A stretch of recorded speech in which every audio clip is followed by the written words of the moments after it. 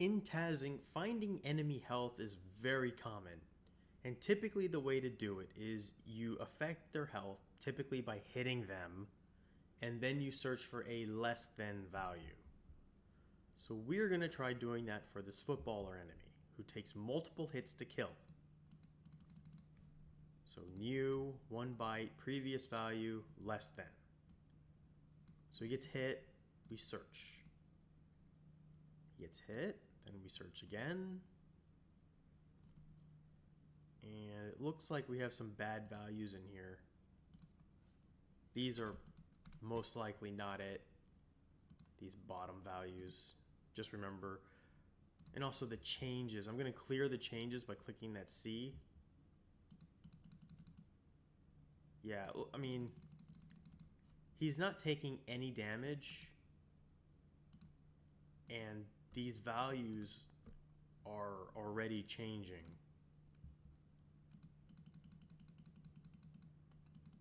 And 210, highly unlikely. Yeah. I'm going to guess no on that one. So there's only, as far as I can tell, one candidate that might work. But no, that one changes. And then it counts down to 0 and then it's done. So none of these addresses worked. So what can we do? Well, in some games there is the health accumulates, and this is probably one of them. So I'm going to reload the branch, and we are going to search for greater than after every time he gets hit. Let's do new. Okay, search. And then search again. And now let's just take a look at the changes because it's very helpful to do so. And we see 3 possible candidates, much better than last time. This is most likely not it, 184. 33 is most likely not it either. But 2, this is most likely the health. I'm just going to even put that in the RAM watch. Like none of these other ones look anywhere near as good. Okay, so I'm going to load the branch. And I am going to set this to 2. And I expect this enemy to die immediately. Yep. So just by looking at the changes and trying to eyeball it with values that may make sense. We don't have to do the binary search. Just poke it in when you think you may have a very good value, and that worked very well for there. So I'm going to edit this. Enemy health. So we are going to try and find the footballer's X position. So if we move to the right, okay, he found us and he's moving to the left. So we're searching less than on 2 bytes unsigned because I would be expecting there to be a level part of his position as well as a lower part. Okay.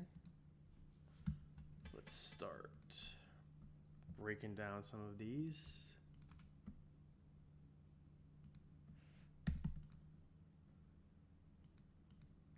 Okay.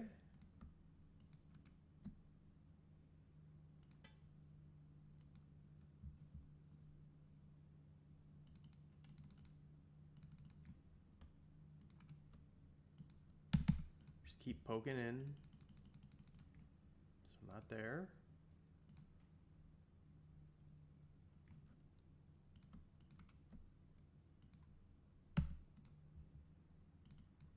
Okay.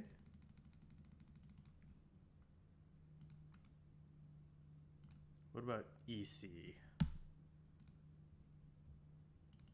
Yep, okay. So his position should be in here.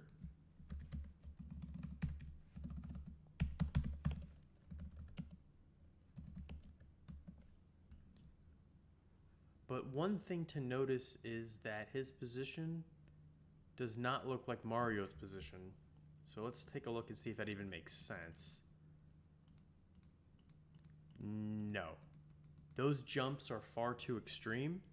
So what that tells me is that it may only be part of this 2 byte value that is actually his position.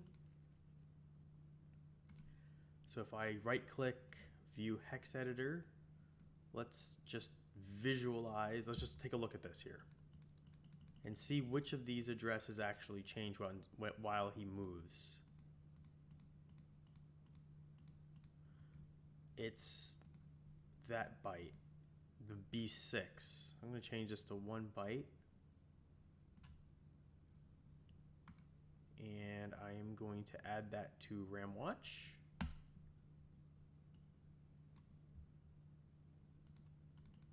And let me change that to unsigned.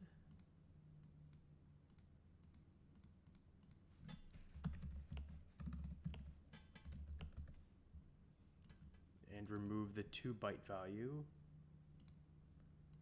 But now we have a problem because where exactly is the screen value? Well, it's probably an offset. That's what I'm guessing. It's internally the game is using some other value for the screen. So what could we maybe do?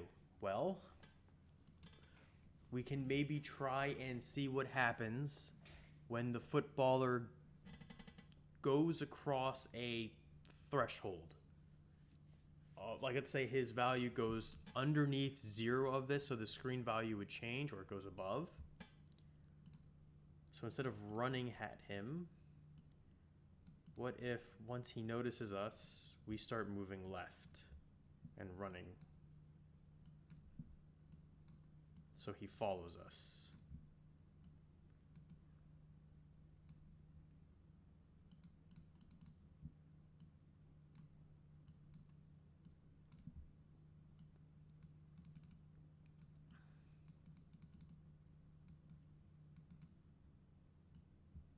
Oh, not right. I want to move left.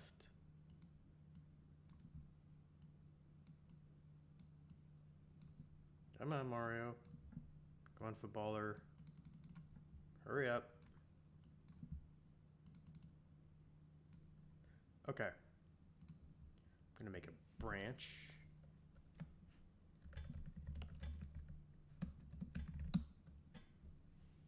Save that. And we are going to make a new one.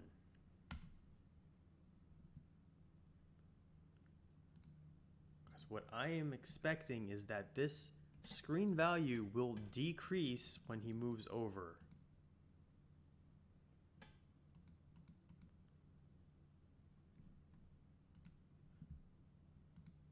Okay, so it should be less than, so we're going to search. Oh, wait, let me go back. New, okay. All right, less than 1 byte, oh. Because I changed the sign, it restarted the search. Okay, so less than, search.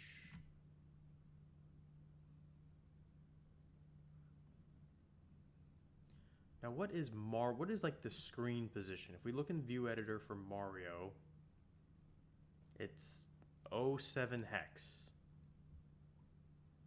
Okay. So what is 07 here? One of these 2 values. These may or may not be involved.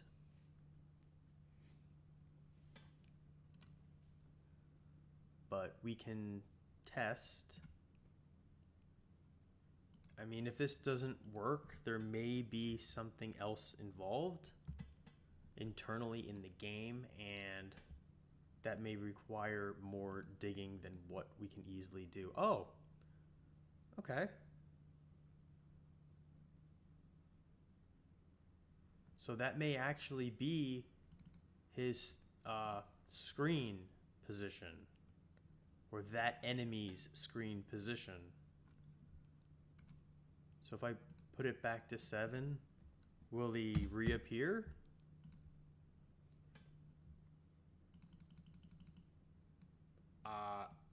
I wonder if he... I wonder if what's happening is that he's actually... let me move him over. Let me back over here. Once the enemy goes off screen, he may just be unallocated or disposed of. Maybe this would give him...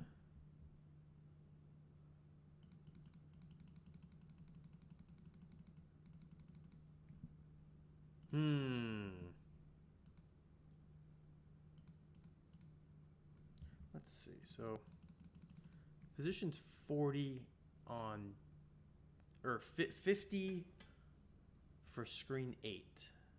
So if I decrease it to 7, he may be off screen. So what if I poke 7 and then like 160? What happens? Yeah. Okay, cool. Or maybe what was happening was that when I put him over there, he just... No, actually, I think he was being just removed because he wasn't within the screen area. But yeah, that is his screen position.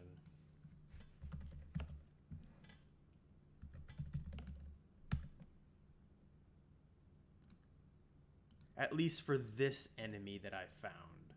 So maybe I should just rename it to enemy 1.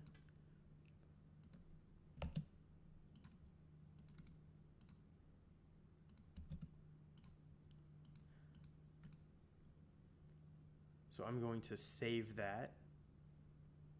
And his Y position would be able to be found if we go back. Let's do new. Now, since he's going to be falling, his position will be decreasing.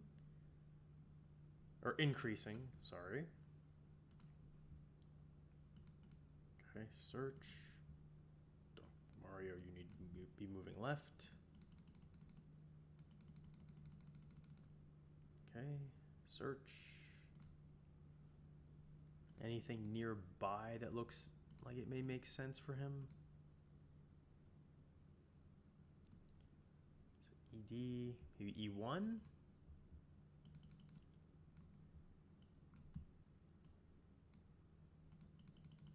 So it's constant while he's on that, watching it here. It's constant while he's on ground, then it should be increasing. Yeah, that's probably it. Let's just poke this and put 200. See if he falls through or does something odd. Yeah, okay. So that's his Y. If I poke it back, I wonder if he's still alive. No.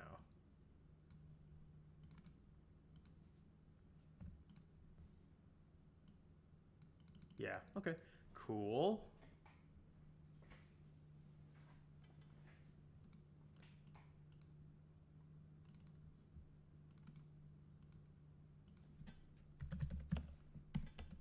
Enemy 1, position Y.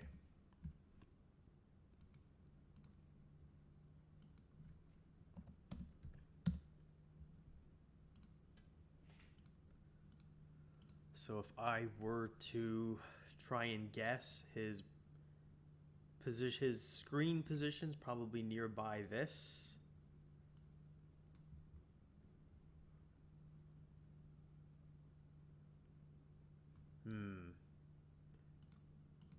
Maybe more difficult to find because he's not...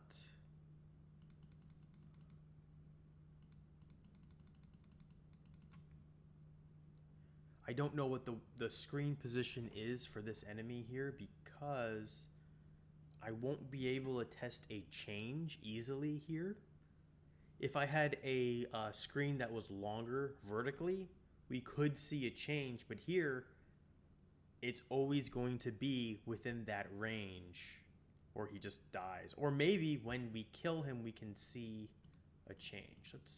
Let's test that. But I have a feeling he's just gonna be removed because once he goes off the screen, let me reload a branch where I actually kill him. Let's see if we can watch his position here.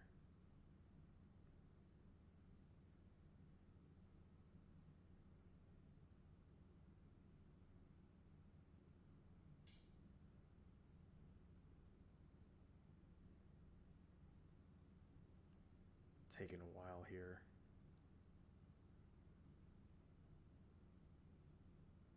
Okay.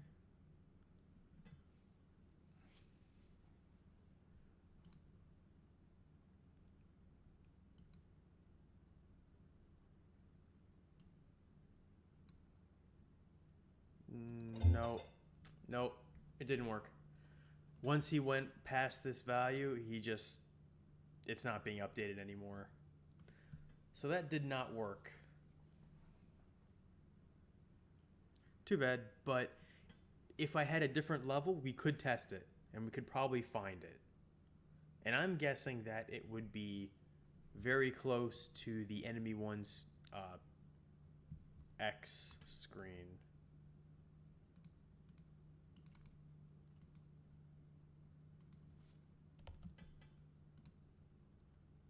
I'll save that. For the last part, I want to show how the enemy's positions and their associated data is all in clumps. It's in arrays, and how you can take a look at it visually in the hex editor and then notice and to be able to compare where certain values will be. So I've chosen this spot here, and we're going to try and find their X. So I'm going to do some frame advancing and choose less than.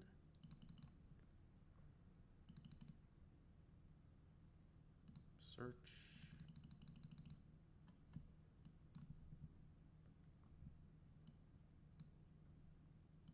And just make sure to keep going.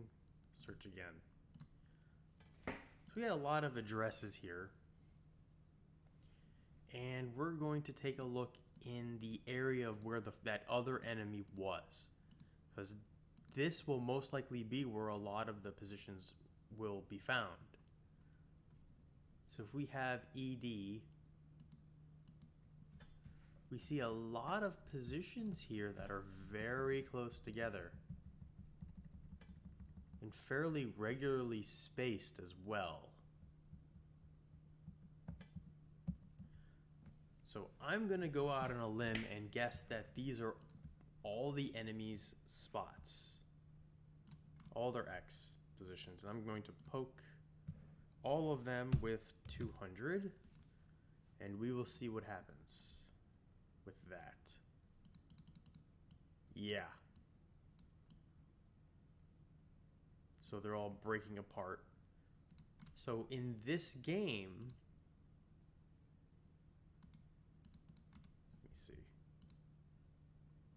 editor. So in this game, a lot of the enemy data is all bunched together on this row. In other games, what you may see is that one enemy or one character or whatever will have all their data on maybe one, two, three lines or so. And then there'll be another enemy that'll have their own 3 blocks. But in this one, some of the data is all clumped together like this. It depends on the game, but just be aware that once you understand how that's kind of stored in memory, you can make more intelligent guesses of where other associated data will be. And that concludes a lot of common things that you'd look for in a game. You have like position, you have speed, you have the camera, you have health, and if you have other things that are more game related, like, in Mario games there's P-speed, Well, you'd find it. It's all about making a change within the game and then being able to search for it. And I hope this has been helpful, and I wish you luck.